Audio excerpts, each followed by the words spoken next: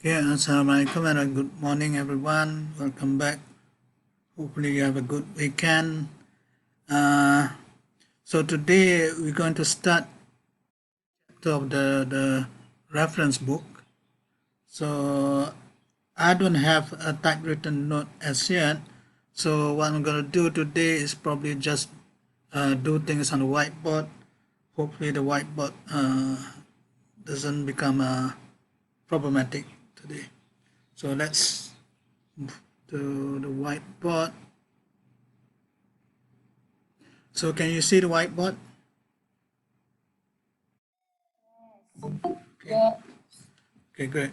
So today we're going to, it's more or less like a revision to you. So because later on we will need to use quite a lot of these tools from the topic of probability and statistics.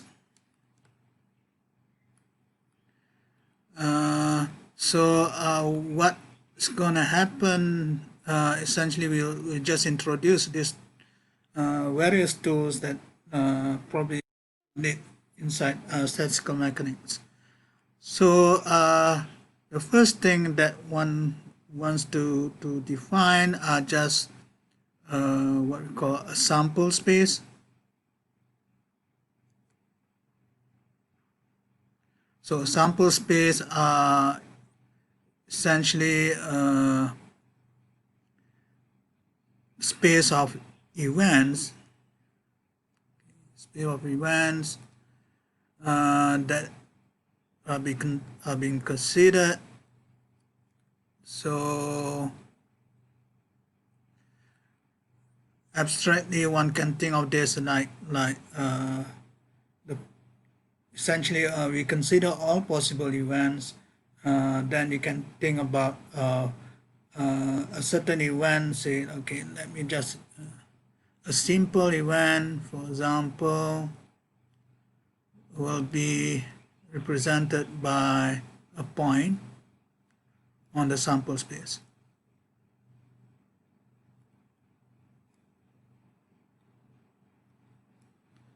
Point in the sample space.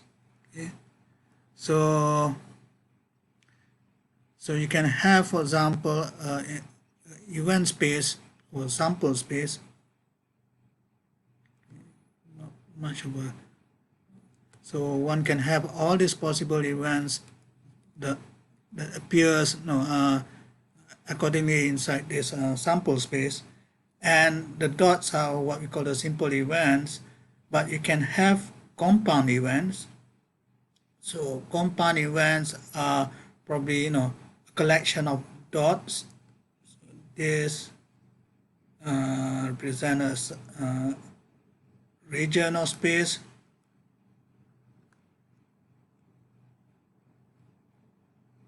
Okay, of various events, and that region is representing what we call a compound event. So you consider several events taking the same it's the same. Well, you can talk about time if you want to. Then that event is not simple because it's not just a single event, but you have several events inside that. Okay, so these are going to be important to us, and it's related to later on we talk about frequencies. So one looks at the various frequencies of these events, and so in other words, these are just how should I say, it's like a collection of possible events over all possible events. Okay, so let me just give you an example of the Geiger counter, because this example comes from physics. I wouldn't want to use the other examples like using a deck of cards, or probably later we talk about a collection of dice, because probabilities in terms of throwing a die may be important inside quantum physics. So Geiger counter, for example, you count the number of events, which is the click of some detection of a particle, and they are normally considered as random. So these are random events. And normally we look over the number of counts of events are normally specified within a certain time interval. Specified within a time interval.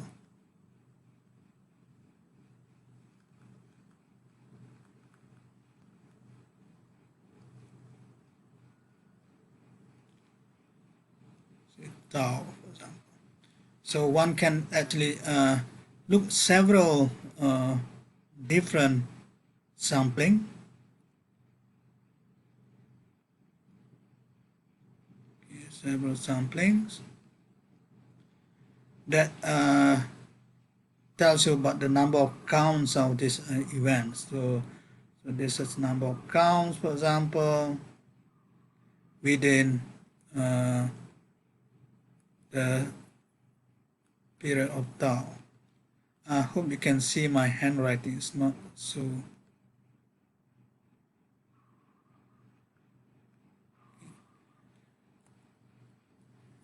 Okay. Oops. So there are two ways of thinking about probabilities. One is what the book says as classical probabilities.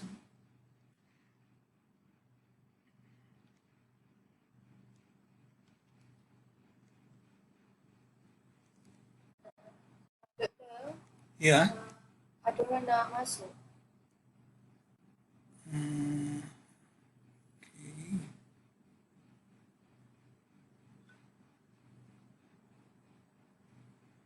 Yeah, I think it should be automatic. But if there are more people coming in, just let me know.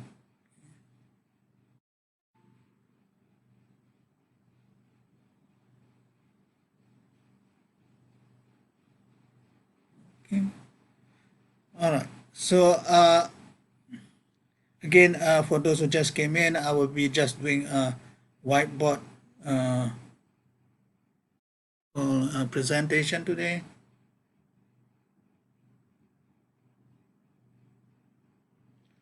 So again, what happens in this particular case is if there are, for example, W points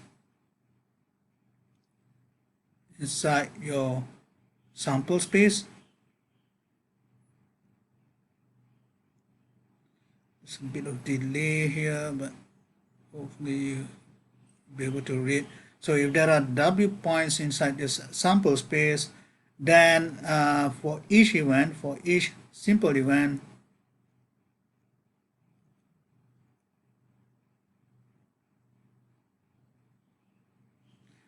please let me know if I get disconnected. So I'm putting my phone nearby just to make sure that, okay. For each simple event, one assigns equal probability.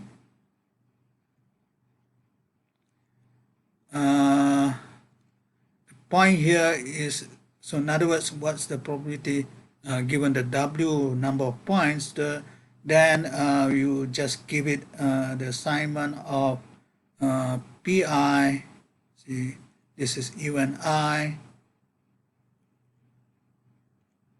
So PI will be given by the 1 over the number of points inside your sample space. So here essentially the assumption here is to say that all events are equal probable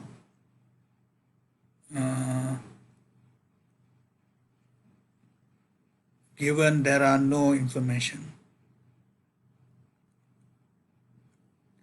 about those events.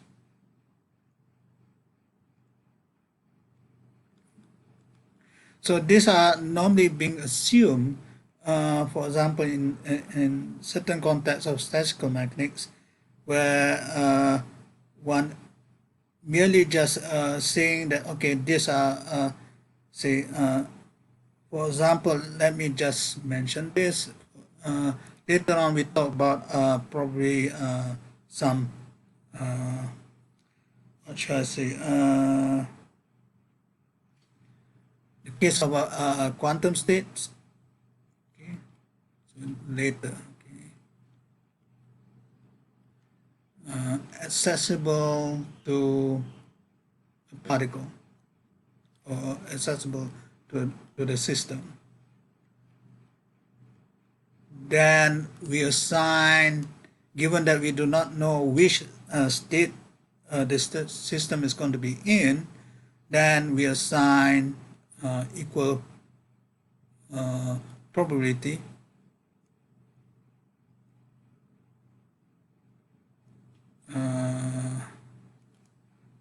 equal probability given that we do not know the precise,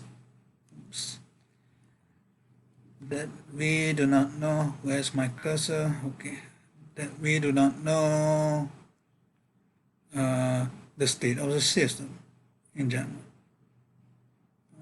No, better write this properly. Well, I'm going to type this out anyway, so for you to relook at the lecture later on. We do not know which state the system is in. So these are normally being assumed that, okay, given there are several number of quantum states that's available to the system, then you assign equal probability to this to each of these quantum states. So we're going to do that probably much later on when we do a much more microscopic description of say some system, physical system that we are considering.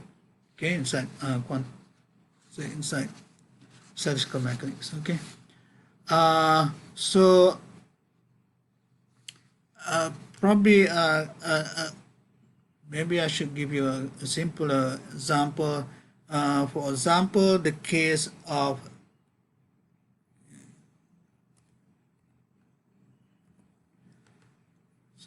this. I don't have typewritten notes yet, so I was too busy doing something other than your notes. Example is say a single toss of a coin. Okay, single toss of a coin, and the outcomes are given by heads or tails. So this is the outcomes. Outcomes are just possibilities. Events are the one that being realized. So over here, we assign probability of heads. For example, it is given by half, because we do not know precisely. Go put this up. Oops. My handwriting is not so good when it comes to this that thing, and then the same thing for your tails.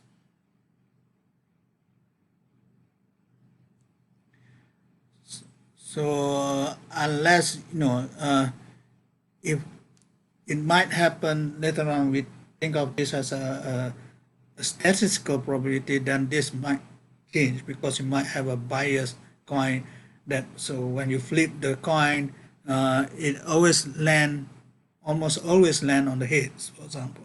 So here essentially is a unbiased coin. So we have no information about the coin itself. So one can do much so here it's a single toss. You can actually do toss of coins n times.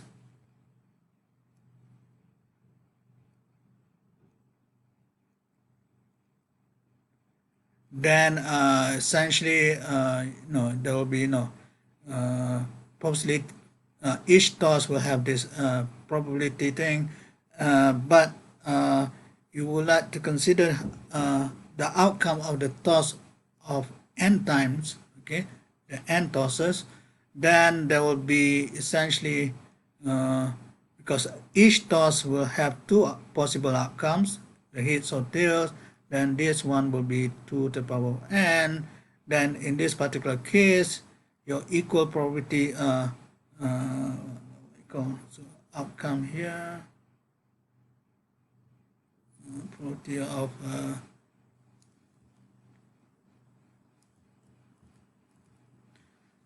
how should I say this? Probability of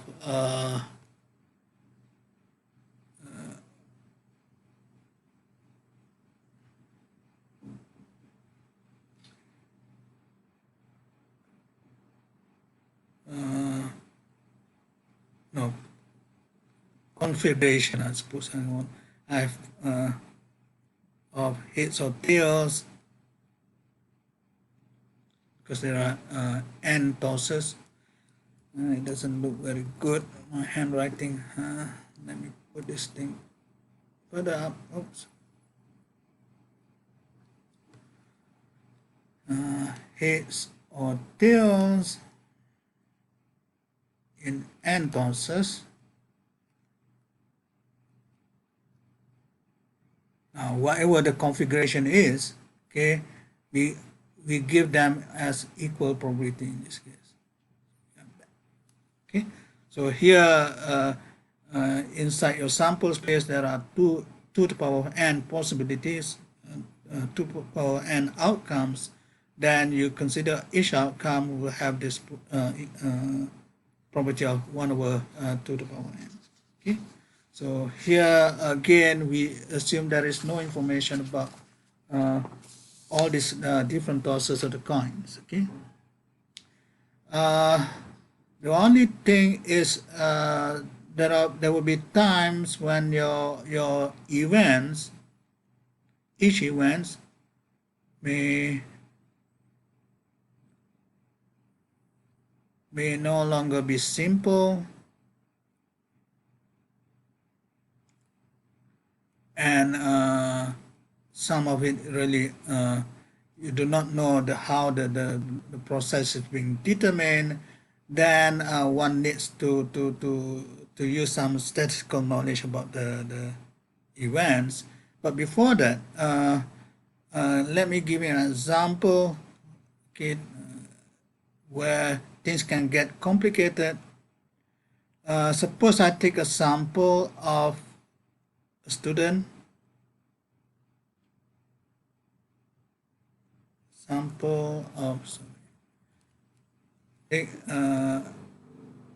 sample of one student out of the class.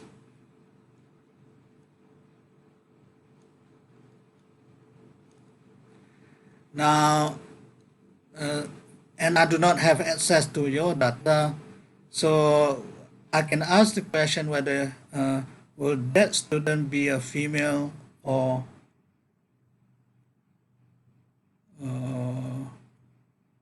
a male. Okay. Now, if I were to have no information at all about this particular taking choosing the one student of the whole class, then probably I will assign a factor of a half being a female and half being a male. But usually what happens in this particular case, there will be several other factors coming in, for example, influencing the system. For example, certain class might have more females than more males, and you probably see some kind of bias going on. So there you probably need to go into a different type of probability, which is called statistical probability.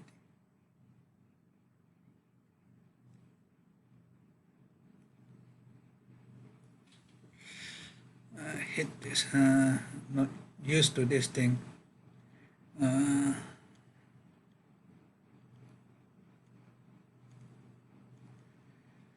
So here essentially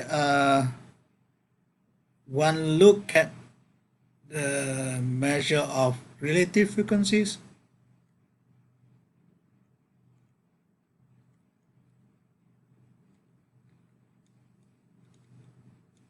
Of particular outcome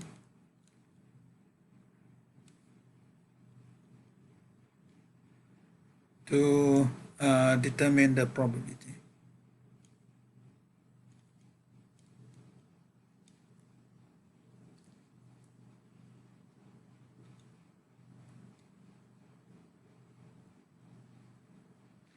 So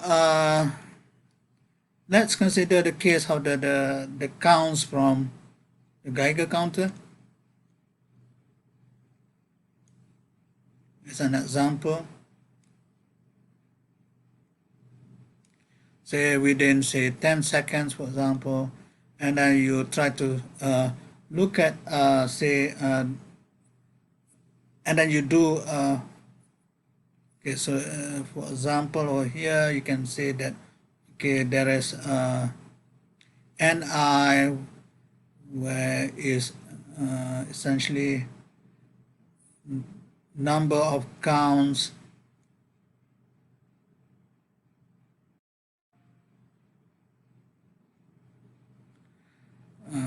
to be equals to I, for example, or within certain interval. Let's make this not too exact.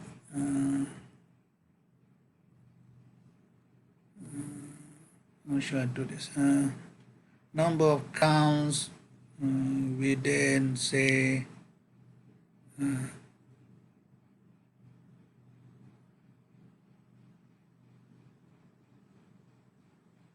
or maybe I just do this for a while. Yeah. So you have a I number of counts within 10 seconds, for example. Then one take n different samples, n different trials. Okay. And then you would try to see the relative frequency of this particular number over the n different trials. Then you look at the ratio. So ratio of ni divided by n. Okay. And then you'll find that okay, as your number n gets larger, as n goes to infinity, so that means you do infinite number of trials, which is actually an ideal case. You don't really have that possibility, but if you do have that, then you find that your ni, so you take the limit there, ni goes to infinity, this will be more or less constant, and that will be our assignment of statistical probability. Yeah. Ada orang tak dapat masuk lagi. Okay. Not sure what's happening.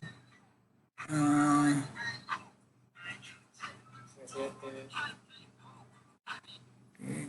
So right. So in other words, there's an assumption here again that this statistical probability will be well defined, okay, under certain limit. And again, there are a lot of assumptions behind this. So I'm not going to go into the philosophical discussion about this, but essentially there there are certain cases where you can make the assignment of statistical probability to be well defined. Okay, so let me give you the picture from the book. Hopefully I can still open it. I think someone trying to get in. Just give me a minute.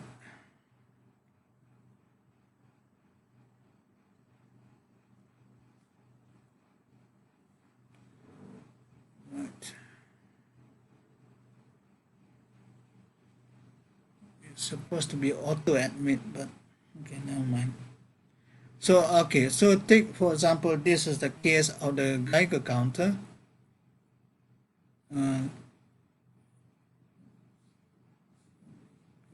Down so that you can just see this. So the number of trials, as you initially have few number of trials, then let's say that this is now in a particular range rather than a particular number of counts. So this is in the range of 5 to 9. Then there will be 3 counts within 10 trials to be in this range, and then say 7 when you have 25 trials. And as you go higher and higher, okay, you find that the ratio, okay, so here is essentially 3 over 10, the ratio is 0.3, and then 7 over 25, and you find that, okay, at some point you see that this is more or less at the level of 0.31 or the 0.32. Okay, so you can see that it becomes converging to a certain number.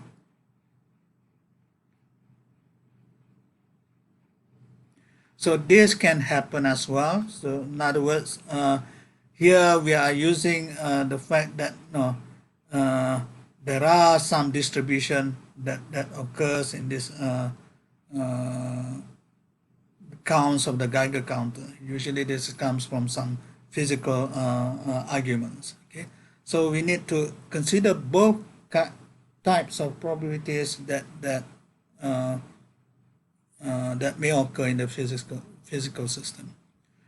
So what are some of the axioms for probabilities over here? Axioms, probability.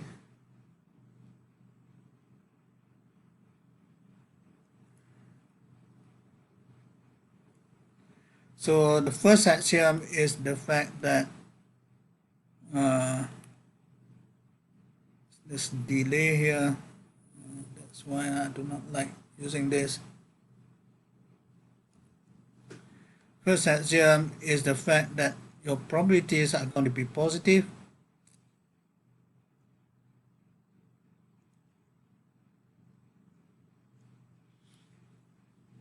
Okay, positive numbers, or it could be also 0 or 0. Then the second axiom is to say that they lie in a particular interval. Your probability here, I'll just give you the symbol P should be say PI, for example, to be consistent. This should be lying between the interval 0 and 1. Okay, and then when you do that, essentially there will be some constraint, is that sum over PI equals to 1. Okay. I hope everyone is able to get in by now. I'm not sure what's happening.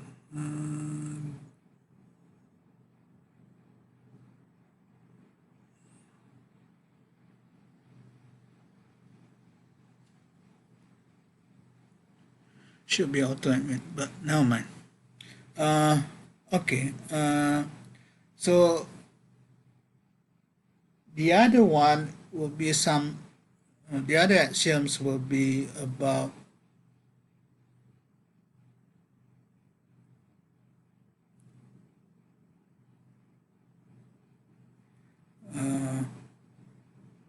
the additive probability thing. So additive property.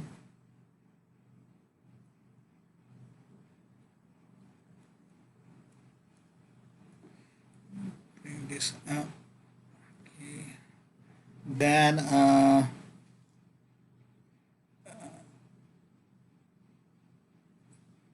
suppose I have say, so let's consider when I and J, even I or J, or both. Okay. Then I would write the probability for that as I, what's the I plus J. Okay. Now we have to determine what this property is. So this is like now a compound thing. So you have either event I happening or event J happening or event both events happening. So in the case where mutually exclusive events,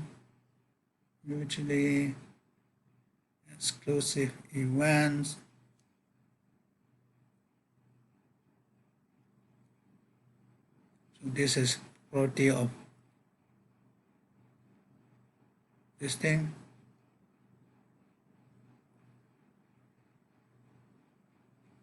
Okay. So if in the case of mutually exclusive events, so if event I happens,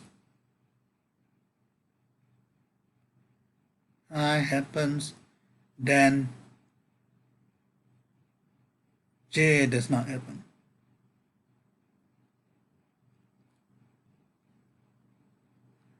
So or and vice versa. Okay.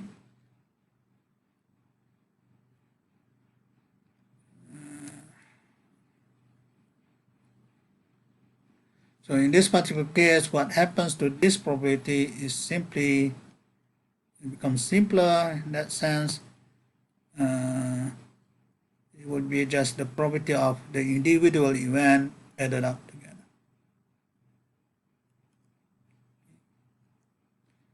So these are essentially an additional thing that you want to have, because then you will be able to do calculations better. Okay. Let me see.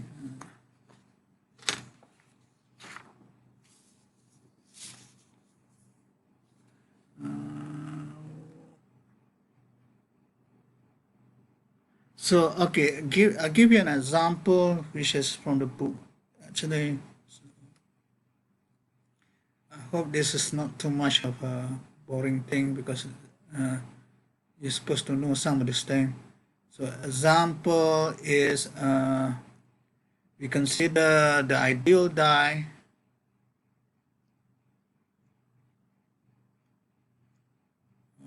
Dice. Okay. So you have each face of the dice. I hope you still know what the dice looks like. Okay. These days, you just do electronic games. In our old days, we used to have board games, and you'd use a die. Okay. Each face. So there are 6 faces. So each face has probability 1/6.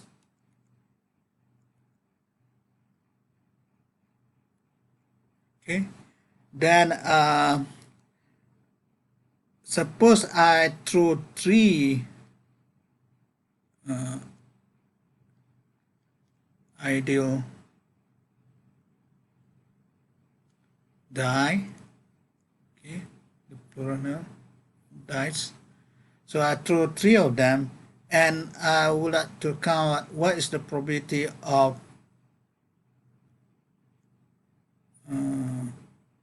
I need to, okay, before that, okay, probably I'll have to go back a little bit. So maybe I have to talk about independent events first.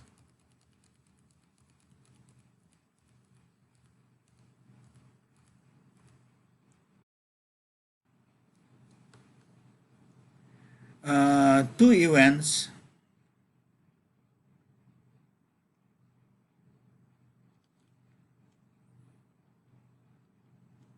I and J,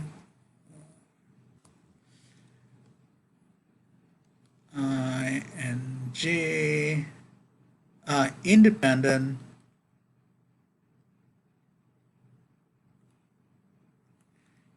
if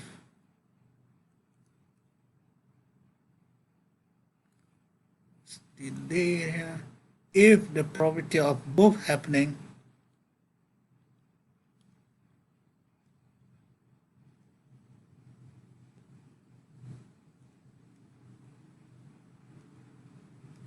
which I write as Pi comma J equals to Pi times Pj. Okay, so in other words, the probability of one event happening does not really influence the other event happening. Okay, so that means it's totally independent of each other. So then we can go to the example just now. So example, don't know why the chat is not really responding well.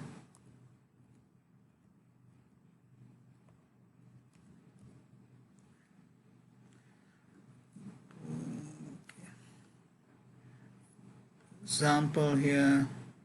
Oops, what did I do? Example here.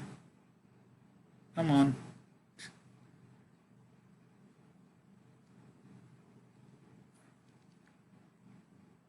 Ideal dice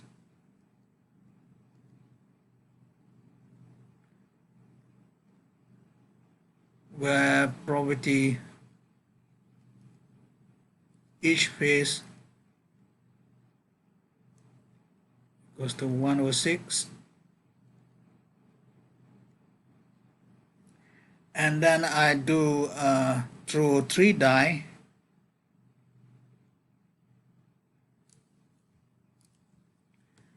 Throw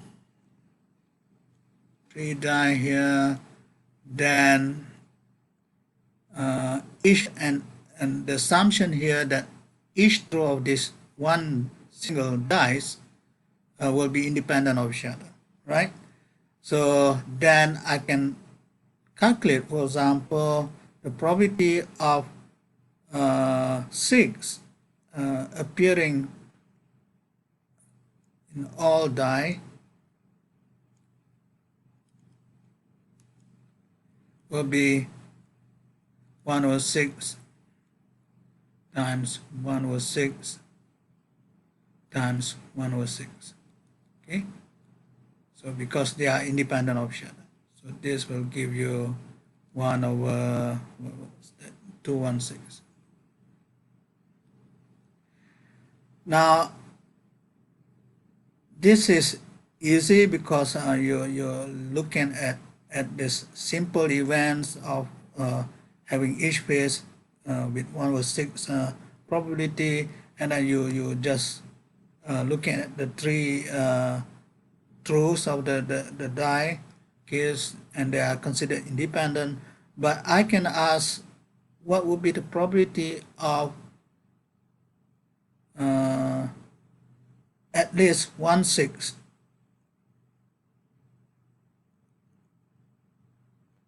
appearing.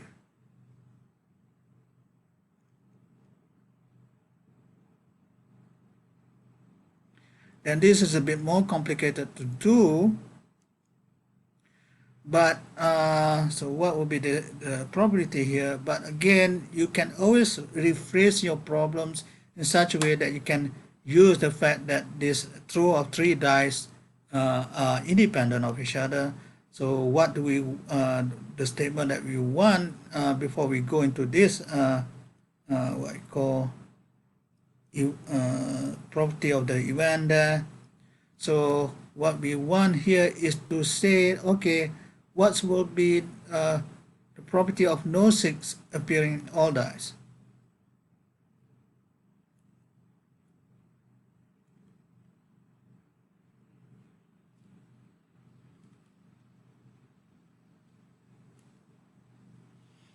So and then in that case, you know that, okay, since a phase of 6 is having the property of 1 over 6, then the other phases, okay, which is not a 6, then will appear with the property of 5 or 6. Okay. So then you multiply 3 times corresponding to each dice, and this is 1 to 5 over 1 to 1 6. Okay. So this is to say that, okay, no 6 are appearing. So since the probability, the total probability has to be equal to 1,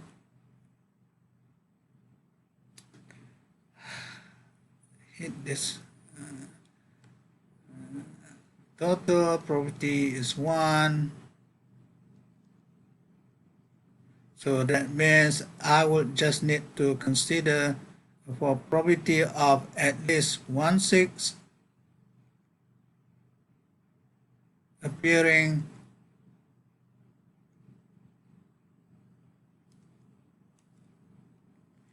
equals to the total probability minus probability of no 6 appearing.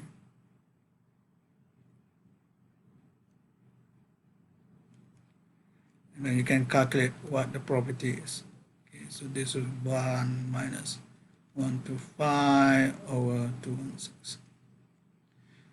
So one needs to know all this kind of what you call way of calculating probabilities, which I hope you have come across it at some point in time. Okay. The other one is the idea of combinatorics. So that's probabilities. So now we go to combinatorics. How do I should can I clear the screen?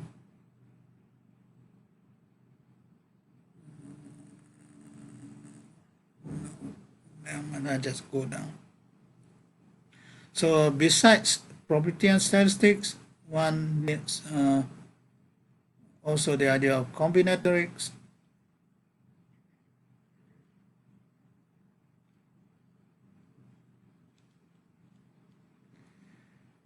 One looks at say how no, essentially this tells you about arrangements, permutation. I hope forgive my handwriting on this whiteboard because the tablet is not responding very well. Arrangements, and you probably have learned also permutations,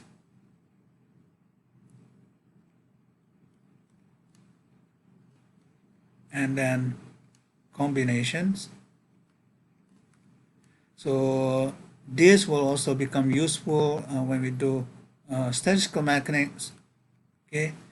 Example here, if you are given if you are given say n different objects,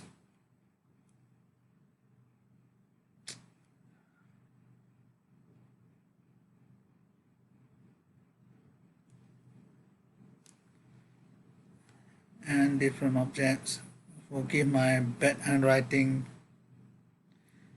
and then arrange these objects in a line.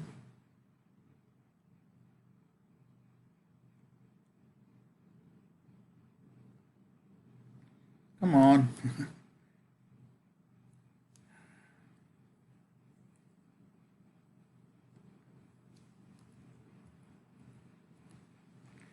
arrange objects in a line,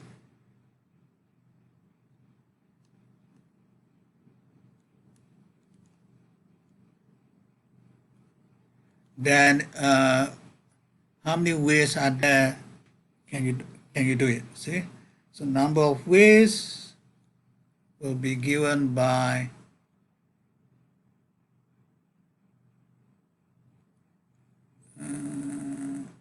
n factorial. Okay, so these are considering that all these objects are going to be different, so you can arrange it n factorial number of ways. No, that means for example, you have say 3 colored pens,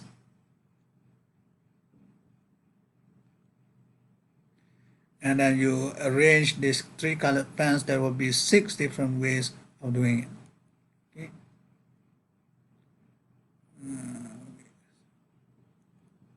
Arrange it.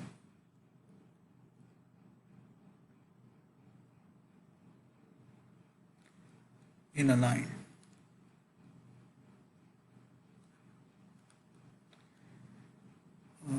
Hit this.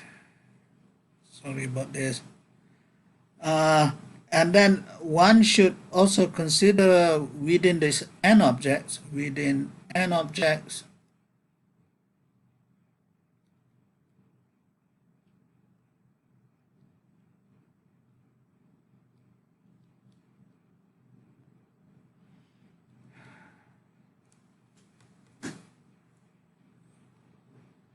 there are say p similar objects.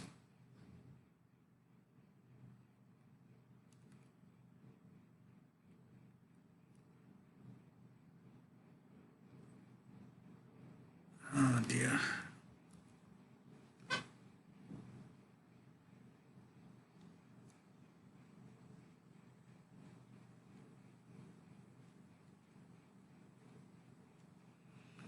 Then what will be number of ways that you can actually do this, and number of ways will now be modified because of this p similar objects. Then this will be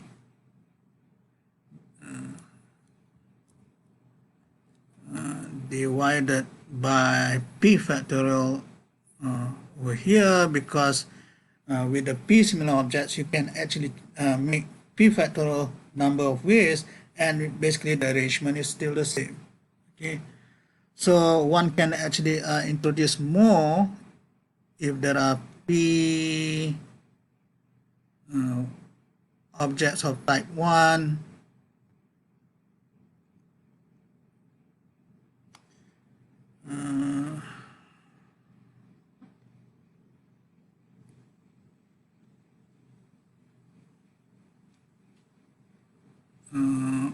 of same type 1,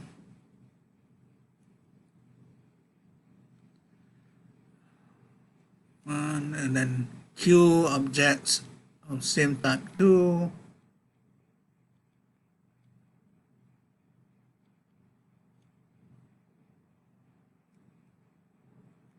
and so on and so forth. Then the number of ways now becomes, so this is shorthand notation for number of ways will be n factorial divided by p factorial q factorial and so on. So if there are more similar objects, then you can just divide by those. Okay, so these are things that probably you need to know a little bit. Then the other thing that you need to know is about permutations. Say you choose, so here is about permutations. Ooh, horrible handwriting. Permutations.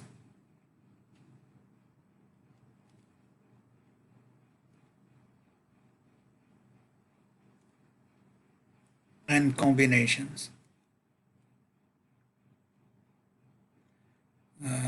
Since that I'm out of time, I'm going to just give you the formula for that.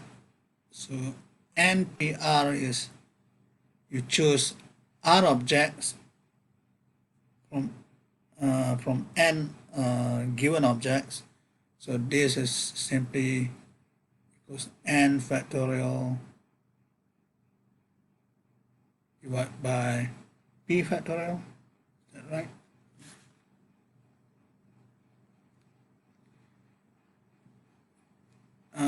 But if this would actually taken into account of ordering,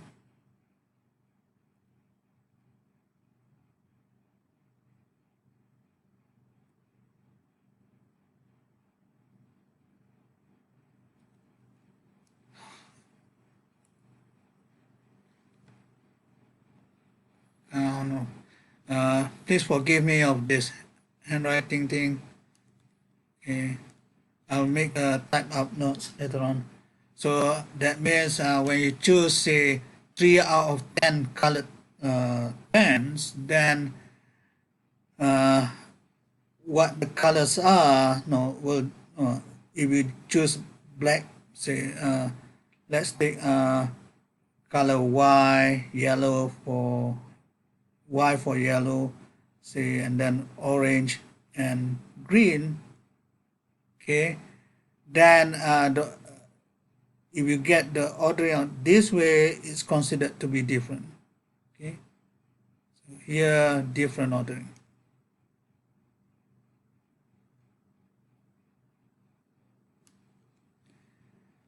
But if ordering doesn't matter,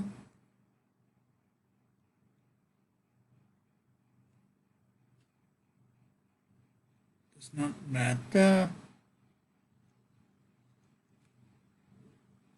then the formula that you use will be the NCR. I think you have seen this before. So this will now becomes n factorial. What am I doing? So this is going to be r factorial. Sorry about this. This is r factorial. So n factorial, r factorial, and then you n minus r factorial. Okay. So oh, I think I'm doing the wrong thing. Sorry. This would be, let me take the eraser, and this is actually n minus r. Come on.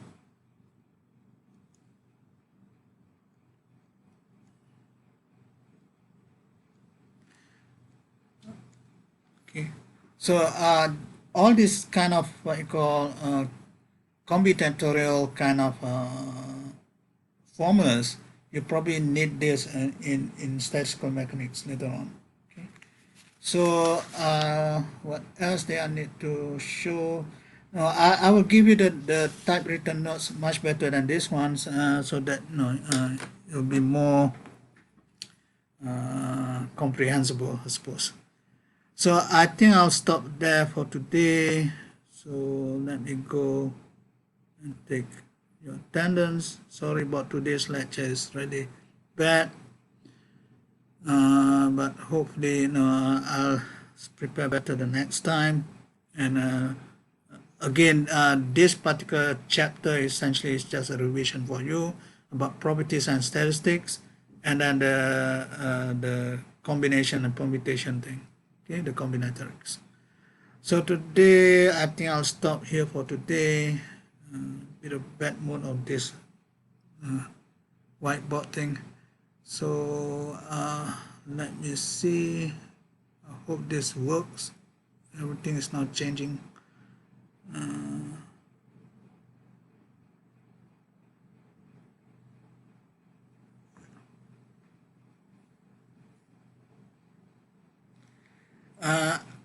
within this week, I will try to give you the assignment so that you can be prepared for your test next week, which is going to be on Thursday.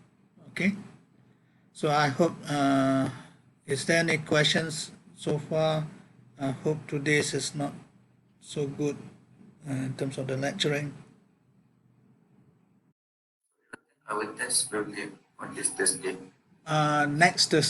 Next week, Thursday. Okay. Okay. All right. I think that's all for today. Thank you, everyone. Sorry for today. Thank you, Thank you Doctor. so much, Doctor. Thank you, Doctor. Thank you, Doctor.